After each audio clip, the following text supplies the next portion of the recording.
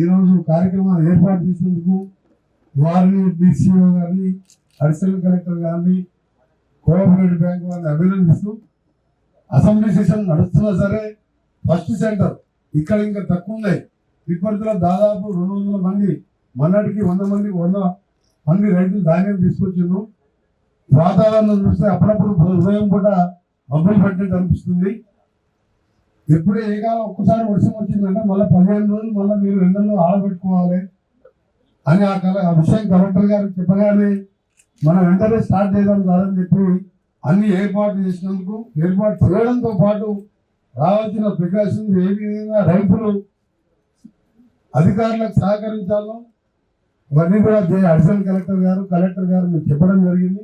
నేను అదే రిక్వెస్ట్ చేస్తున్నాను, అధికారులు చెప్పినట్టు మీరు ధాన్యం తీసుకొచ్చి తీసుకోండి మీరని చెప్పి ఒక ఆలస్యమై మాట్లాడాలి. ఎందుకంటే దానికి కొన్ని రూల్స్ ఉంటాయి, అన్ని పాటించినప్పుడు ఆలస్యం అయితే మా బాధ్యత, ప్రభుత్వం బాధ్యత, అధికారుల బాధ్యత.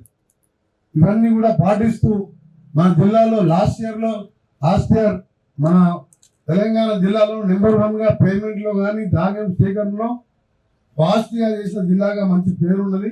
ఈసారి కూడా అందుకని అడ్వాన్స్గా మనం ఓపెన్ చేసుకుంటాం. అడ్వాన్స్ అంటే ఆల్రెడీ కొన్ని వచ్చినాయి ధాన్యం, ఇంకా 15-20 రోజులు అయితే వచ్చే వారంకి వెళ్ళి పెరుగుతుంది.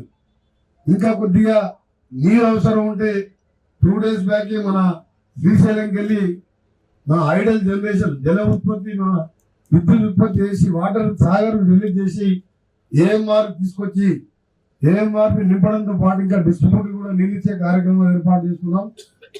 దాంతోపాటు కలెక్టర్ గారు కూడా డిస్ట్రిబ్యూటర్ ఇప్పుడు కూడా మేనేజ్మెంట్ చేస్తున్నారు. ఎక్కడ కూడా ఒక ఎకరా ఎండిపోకుండా చివరి వరకు నీళ్ళు ఇవ్వడం జరిగింది. పైన ఉన్న కొత్తగా చేపట్టిన మనం ఎప్పుడో అనుకున్న ప్రాజెక్టు ఈ ఆర్జాలపై చెరువు, చెల్లపల్లి చెరువు కూడా కింద కాలువ ఉన్నది, కానీ మీరు నీళ్ళు కంప్లీట్ చేయబోతున్నాం 3-4 monthsలోనే. ఏదన్నా సరే రైతులు మనం అన్నదాత సుఖీపోవాలంటాం, అంటే అన్నం పెట్టేవాళ్ళు మీరు రైతులు బాగుంటే అందరూ బాగుంటారు. దానికోసం ఈ ప్రాజెక్ట్ అయినా ఎస్ఎల్బిసి టన్నల్ అయినా అది ఎంతో సంతోషంగా ఆగిపోయిన ప్రాజెక్టుని ప్రారంభిస్తే దాని మీద ఎవరు దృష్టి పడ్డదో కానీ మనం సంతోషపడే లోపే 17 మీటర్లు తవ్వగానే ఆ టన్నల్ కూలిపోవడం, 8 మంది చనిపోవడం చాలా బాగా అనిపించింది నాకు. ఎందుకంటే మనం బాగా కోరుకున్న ప్రాజెక్టు 24 గంటలు సాగర్లో మోటార్లు పెట్టాలంటే అక్కడ లెవెల్ నీళ్ళు ఉండాలి. అది అవసరం లేకుండా గ్రావిటీతో కావాలని 2005లో మనం రాజశేఖర రెడ్డి గారితో ఒప్పించి నేను తెచ్చుకున్న ప్రాజెక్ట్ అది. అయినా సరే ఇవాళ మధ్యాహ్నం 3 గంటల సీఎం గారు దాని మీద రివ్యూ పెట్టి ఎట్లయినా సరే ఏ విధంగా కంప్లీట్ చేయాలని ఆ రెస్క్యూ ఆపరేషన్తో పాల్గొన్న 13 టీంలతో మా జిల్లా మంత్రులతో 3 గంటలకు మీటింగ్ పెట్టడం జరిగింది. దాన్ని కూడా ఎట్టి పరిస్థితుల్లో పూర్తి చేస్తాం, రైతులకు అండగా ఉంటామని తెలియజేసుకుంటాం. లేటెస్ట్ న్యూస్ తెలుగు మరియు ఇంగ్లీష్ అప్డేట్స్ కోసం ఇప్పుడే క్యూన్యూస్ అఫీషియల్ యాప్ ని ప్లే స్టోర్ నుండి డౌన్లోడ్ చేసుకోండి. సరికొత్త సమాచారాల కోసం క్యూన్యూస్ వెబ్సైట్ ని ఫాలో అవ్వండి. ఛానల్లో ప్రాంతీయ, జాతీయ, అంతర్జాతీయ వార్తలు వీక్షించండి. లైక్ చేయండి.